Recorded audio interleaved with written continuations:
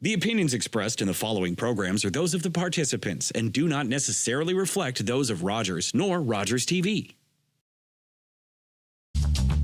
This program is brought to you by Ignite TV. Now you're in command. Visit Rogers.com for more details.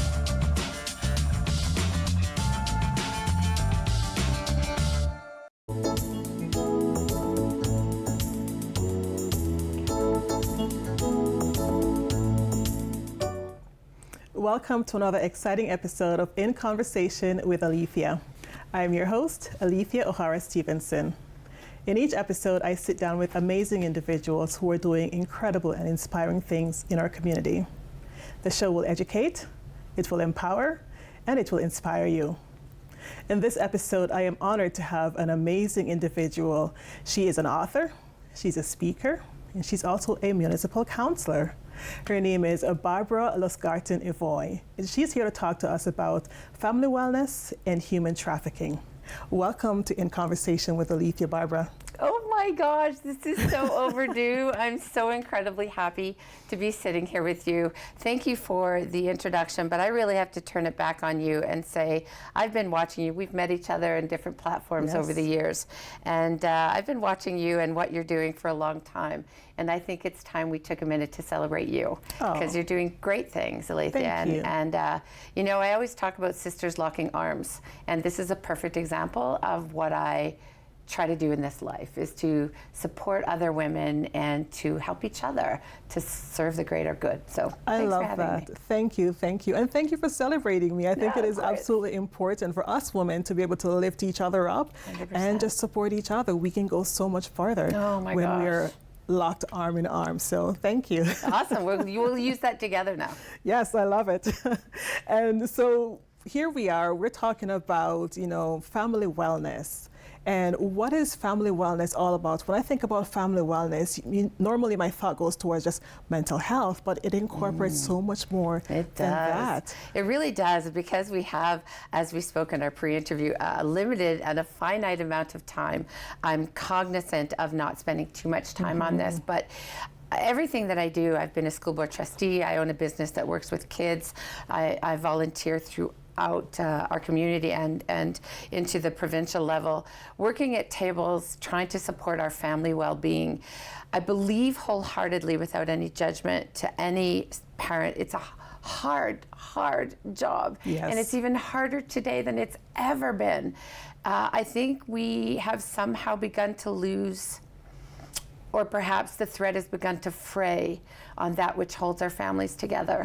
And it's concerning to me. With my business that works with struggling students they're struggling socially, academically, and in a variety of ways. And the one common thing that I see is that the family unit as we once knew it is not around us. It's stopped us from telling stories, and our Indigenous elders and guides can tell us the value in storytelling. We've run out of time for that. Parents are working. I'm curious as to what you think could be the underlying cause of why families have run out of those opportunities to tell stories. Great question. Actually, really great question. I think, and this is totally my response to my answer, but I think a lot of the reason, frankly, is people can't afford financially to spend that time anymore, and I'm not sure everybody realizes at what cost that's coming. To have to work, to have to pay the bills. We can never take that truth away from our families and our young parents. Additionally, it's making it a lot harder for the family unit to be unified as it once was, and I think that lack of unification, lack of collaboration is showing in our young children. And I feel very strongly about the saying, we're raising adults. We're not raising children, we're raising adults, and part of that means teaching them what it means to be a community citizen and a global citizen, and what does that mean. And I had a show on another station called Parenting with Barbara, and it was all about the struggles that our families are up against right now. And honestly, there was never a shortage of guests, because almost every place we look, we'll see I don't want to say downfall because it's not all bad, but we'll see the repercussions of not having time for families. And you touched on some really important points because, growing up, at least with my generation, it was a sense of community, a community raising our children. And I find today, adults don't necessarily wrap their arms around kids. It's, usually they're head down or they're focused on their own path, which is mind-blowing because you're the adult, you're supposed to be there to nurture and mentor, but that nurturing and mentorship from a community perspective, in most cases, have disappeared. Well, and it's also important that we understand, I think technology and to have followed me at all is to know that, I recognize the glory that tech is, but also the other side of that coin and what it's costing us. But I think also, again, I'm reluctant to blame anybody, but I'm not sure our communities even know what that looks like anymore. I think a lot of families think that having their children engaged in 47 hours a week of playtime, organized playtime, is all that's needed. In fact, an interesting stat or interesting point, 90-some% of all children born after 1996, and don't quote me, but that's what I recall, have never experienced unsupervised outdoor play. Parents don't say go out and play. Wow. We grew up figuring stuff out with our feet in the dirt and getting rained on and falling in the mud and playing tag outside and figuring things out. And that's a piece of our community. It's not like that. When was the last time you walked by and saw a bunch of kids playing? Yeah, and the rare chance that you do see that, and even with my family, I am that mom. Where are you going? What time are you coming home? That's okay, but you're letting them go. True. So my parents asked me where I was going, but then they said, now go. When will you be home? But to just see children out playing, it's just not, there's lots of outdoor play. There's just very little unsupervised and unorganized outdoor play. Yes. So it's a big question about what is family wellness. And you touched on an important factor there that I want to bring back. You talked about families being busy and they can't afford to stay home. And when you look at family wellness, that also contributes to the health of children, 100%. Right? Because now you're having to have a fast food. You're not having those wholesome, hearty meals being prepared at home. Homework is a thing of the past. Yes. Church. People think that, and not telling anybody how to live their religious beliefs.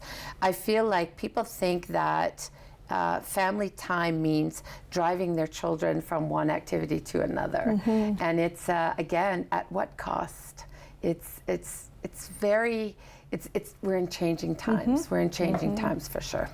And the other piece that you touched on, I want to elaborate on, is conversations, right? Conversations are so critical because that's how you're able to pass on that generational knowledge to our young people. And if you're not having those conversations about how mom grew up, our kids are lost. 1,000%.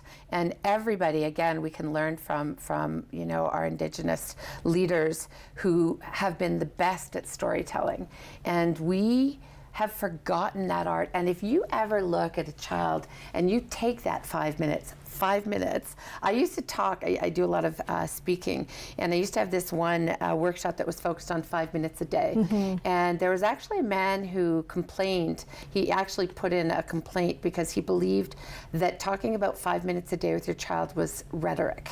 And I'm like, well, okay. I think the idea of spending 2 or 3 minutes with your child and telling them a story, even if it's not entirely correct, you don't remember all the details.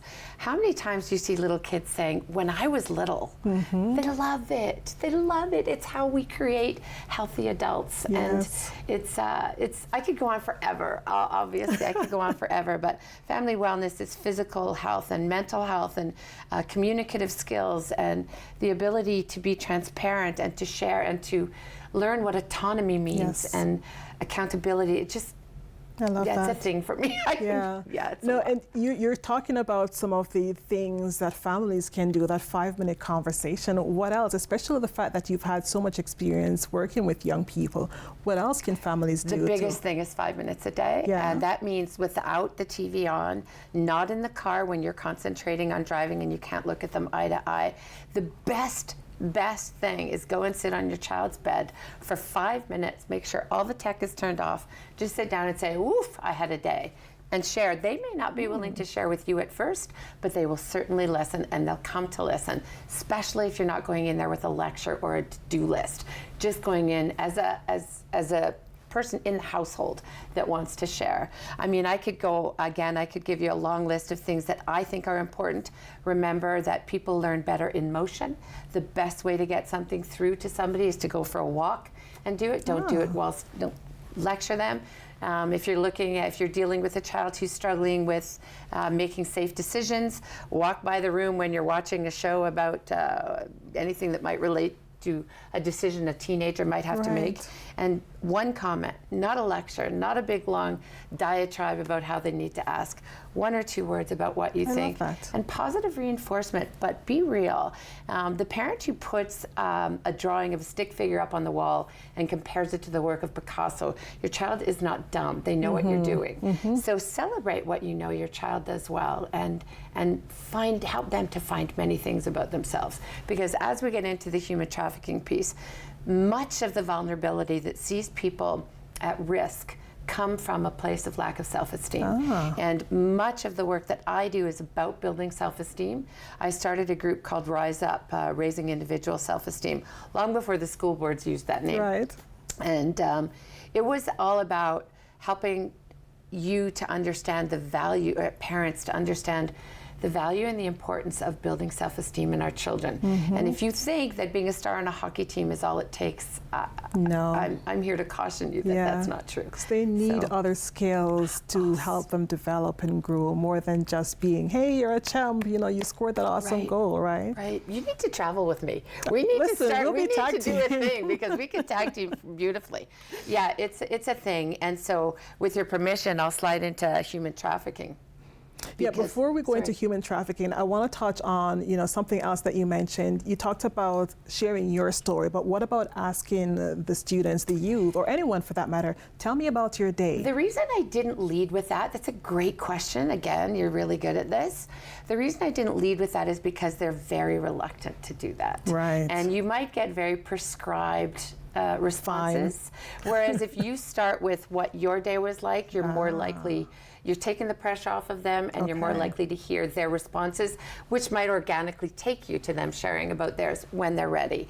But the whole thing is to remove the pressure of establishing that relationship with your little one. And it takes time. If you haven't been doing it, it takes a little bit of time and a little bit of effort. I always tell parents the work is yours, not theirs. And so when you walk into that room, walk in fully ready to just say, woof, that was a day.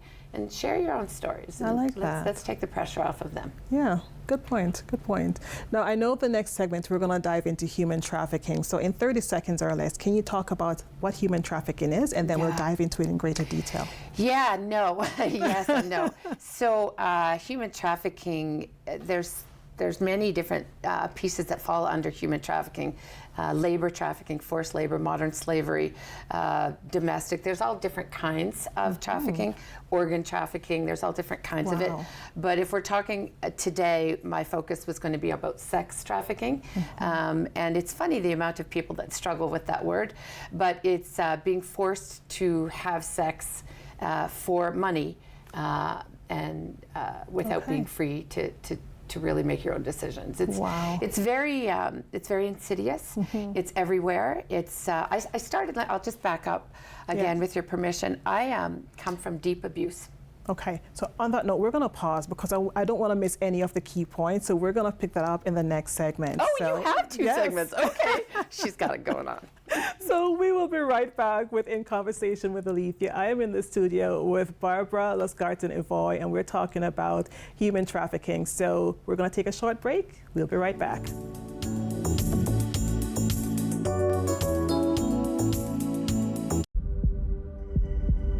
We can be hurt. We can be bruised. We can be broken. Slowed down, confused, and even numbed. But we can't be defeated. We're built on a foundation that's strong, our mission unwavering, and together we'll beat as as one.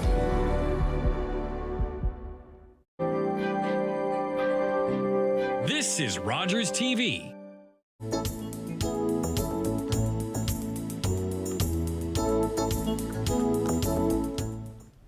Welcome back to In Conversation with Alethia. I am in the studio with Barbara Lustgarten-Evoy, and we're talking about human trafficking, specifically sex trafficking. And you mentioned just before the break that you're coming from abuse, and so you wanted to dive into that story. Can you share a little bit about that journey and what took you into the world of human trafficking and advocating for our community? Of course. Coming from such deep abuse and then thankfully finding a healthy relationship that I now celebrate. Amazing. Yeah, I'm really grateful. It was 10 years of a lot of pretty terrible domestic violence. And when I came here, I had some healing to do before I decided that I was going to spend the rest of my breath dealing with and trying to figure out how I was going to use that experience to serve other women.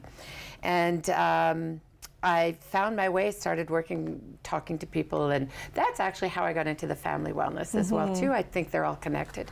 And then I started helping a local group in my area, Laura House, to raise awareness and raise some funds. But mostly we spent a year raising awareness in the community. So very clearly understand that there is no community in Canada that doesn't have this. There is almost no hotel or motel in our country that hasn't had cases. How scary is that? It is, when I say insidious, it is truly, I told our MPP that word, and he said that's the perfect word to describe what's happening around human trafficking. So where we're located, it's very, very serious. We are on what we call the 400 tunnel. So Toronto to Montreal to Ottawa, a lot of people are being trafficked. In fact, 96% of all trafficking in Canada is Canadian people trafficking Canadian children. So the average age is 12 to 14. Cases have been recorded of 6 months up to 30 years old. So yeah, there's a lot of people making really bad decisions, and a lot of it comes to money and vulnerability. The higher the world strife is, the higher the human trafficking numbers run. So for example, when the war broke out in Ukraine, went up millions. The global number went up millions. When with climate change, numbers going up millions. So as people are becoming displaced and not having enough money, I am not here to judge, but parents have to make decisions. Right. So, you know, sometimes I will humbly and so respectfully say, I do a lot of work, as you know, with families and a lot of volunteer work as well. And on the one hand, I want to say, have you thought about where you got that $2 t-shirt from? On the other hand, you know, I want to say to them, what did that family have to go through? Who had to go through what so that you can get a $2 t-shirt? On the other hand, there are families who can afford more than a $2 t-shirt. So that conflict is a conflict in my brain all the time. Right. And someone said to me, how do you deal with it? And I said, frankly, it depends what room I'm in, because that's where I have to put my focus. So trafficking became a bigger and bigger focus for me. And I'm a Rotarian, and there's a global group called Rotary Action Group Against Slavery that has 62 countries representing globally, and I am the ambassador for Canada, making us the 63rd country on the list. So when I was appointed, whatever word it is, I gathered some really great people doing great work, and there is no shortage of organizations doing great work across our country and beyond when it comes to human trafficking and modern slavery. So I gathered with, I'm going to name some names later, or we can put it up on your website, sites that people can go to get more information from very trusted people like the Canadian Centre to End Human Trafficking in Mississauga, to Ally Global in Vancouver, to International Justice Mission, which is worldwide, to the Mekong Club. These are all people on our committee. We worked with Paul Brandt, who started Not in My City as well. So we've worked with some really great people. And what I find interesting, Barbara, is the fact that this is such a, I'm going to call it a world crisis, right? Oh, it is. But it's not something that we're finding in mainstream media. It's not talked about from a political level. We're not hearing about it from, you know, the people or leaders, so right? I respectfully will add that our our committee works very, very closely with an all-party parliamentary group made up of 42 parliamentarians and politicians from across the country and across the parties. There's 41 of them doing great work, and we've just recently passed another law, a bill, S211, which is holding corporations responsible for their slavery footprint, which is ridiculously high. So there's a lot of work being done, and so I need to take a moment to honor the work that is being done at the federal level. We wrote a motion that is headed for the floor in both the Senate and the House of Commons that will see Canada, hopefully, being the first country in the world to declare zero tolerance to human trafficking. So what does that mean?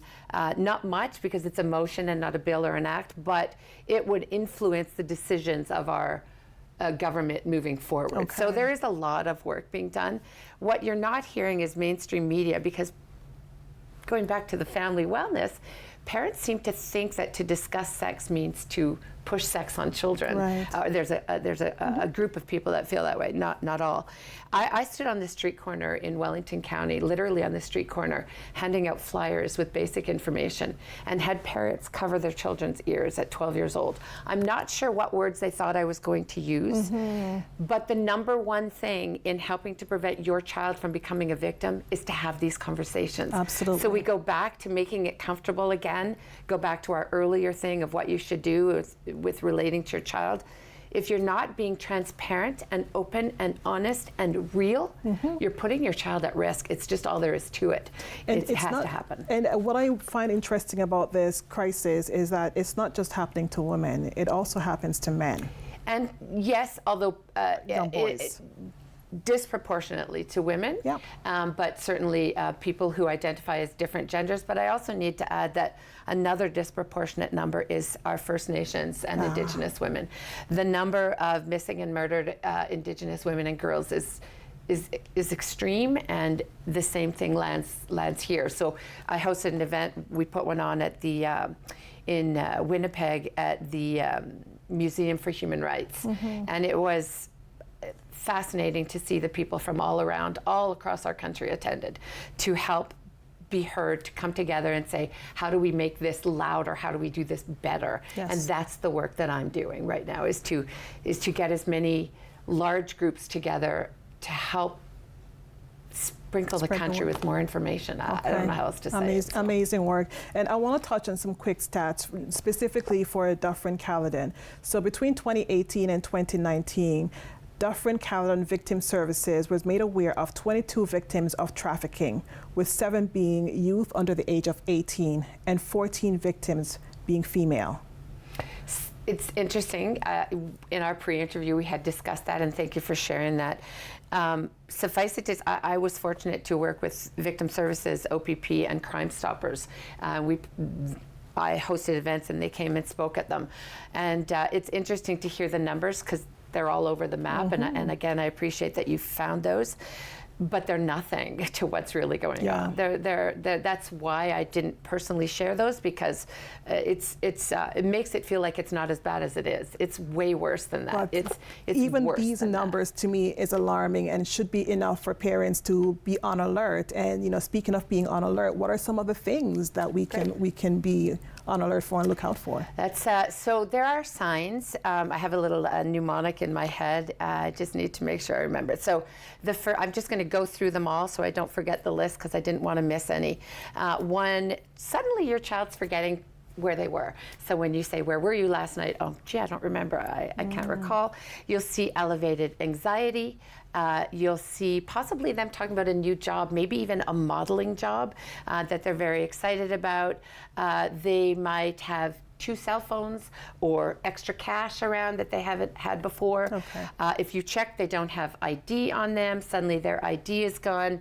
Perhaps they're showing up late. They're starting to lie an awful lot. Maybe they're not coming home at all. They've got an older boyfriend that seems to be a little bit controlling. And not just boyfriend, let me be clear, an older friend or influential person in their life that suddenly seems to be helping to make their decisions. And oftentimes it's someone who's very close to them. Oh yeah, or they become very close or fake close to them. Perhaps there is a lack of, they start to ignore you. They start to ignore the rules. They start to let go of their friends and family that used to mean so much to them. Okay. Skipping school, skipping meals, maybe drug use, signs of alcohol use. The list goes, I really didn't want to forget any of them, but the list goes on and on and on, basically changes in behavior.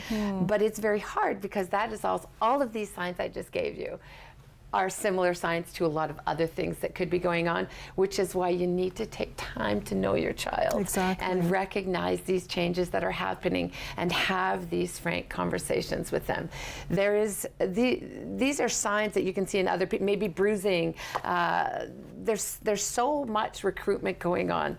I would like to tell you, as someone who spent a lot of time and still does in our school systems, I'd like to tell you that that's a safe space, but it's just not, because recruitment is happening in malls and on the street and wherever kids are hanging out and in schools. I recently met a woman who was taking care of her family member whilst he was waiting to be incarcerated. And he was a recruiter living in Toronto. He was a recruiter whose job was to meet young girls and befriend them and give them a drink or offer them whatever substance they might be interested in, then take them back to the house. And that would be it. When I was preparing for the conference in Winnipeg, my husband and I were in KW. Lovely young lady.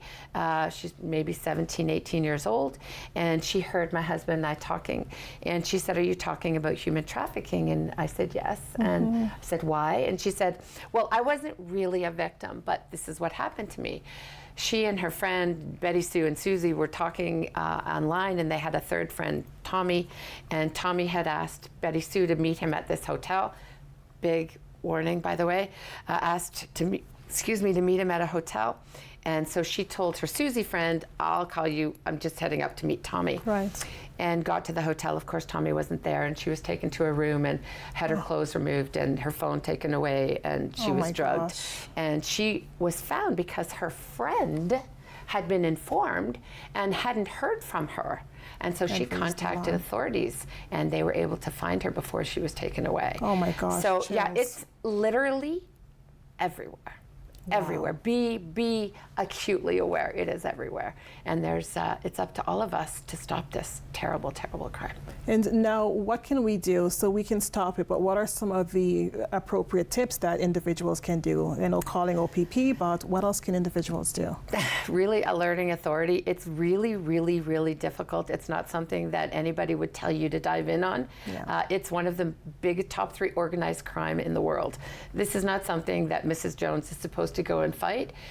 There are people, our law enforcement and our government does such great work, so much better than people know on this. Almost every OPP in our province, as far as I know, and our country, frankly, has created teams to fight human trafficking. Perfect. So call Thank the police. You. Amazing, amazing. Thank you. A very tough conversation to have, Barbara, but thank you. I appreciate you taking the time to share with us this afternoon. Thank you so much. And thank you for joining us on another amazing episode of In Conversation with Alethia. Tune in next time. And thank you to our amazing sponsors, Town Teas, for doing our logo, as well as Moonstone by Myra for the amazing jewelry. Tune in next time.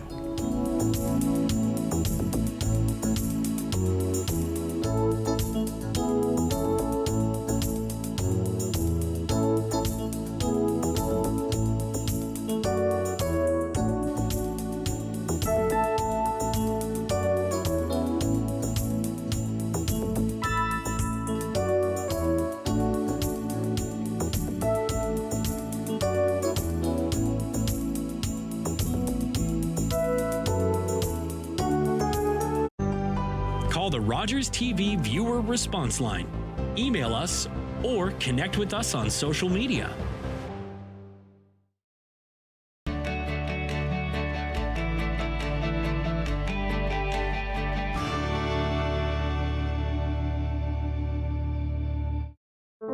Are you low on food? Struggling to pay the bills? Overwhelmed by life's challenges?